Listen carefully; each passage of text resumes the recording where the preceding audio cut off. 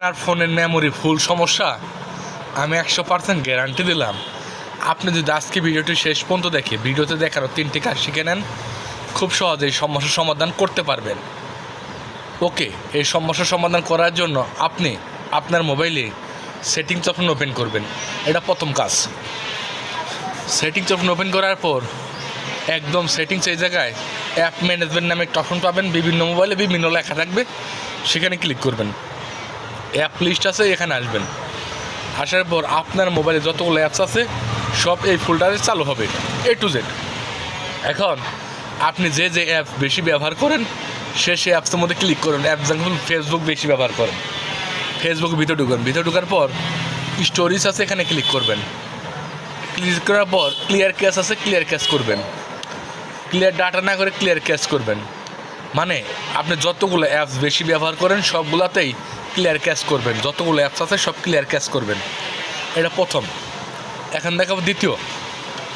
আপনি আপনার মোবাইলে এখানে সেটিংস অপশনে আসবে। আসার পর এখানে স্টোরিজ নামে একটা অপশন পাবেন। স্টোরিজ অপশনে ক্লিক করবেন।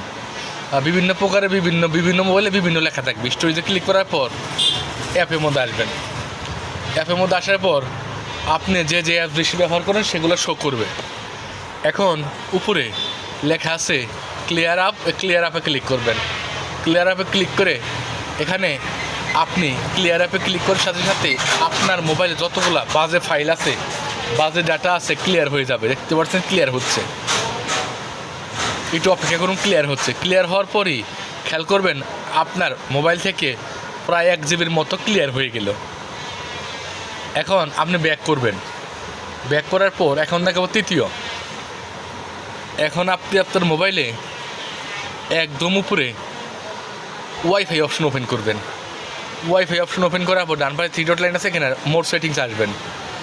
আপনারা অনেক সময় বিভিন্ন মানুষের ওয়াইফাই ব্যবহার করেন, যে কোনো নির্দিষ্ট একটি ওয়াইফাই ব্যবহার করবেন, তাহলে আপনাদের সমস্যার সমাধান হয়ে যাবে।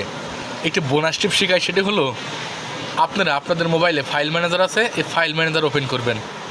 ফাইল ম্যানেজার ওপেন করার পর এখানে 3 ডট লাইন আছে, এখানে ক্লিক করবেন। ক্লিক করার পর আপনারা অনেক সময় বিভিন্ন ফাইল ডিলিট করে দেন।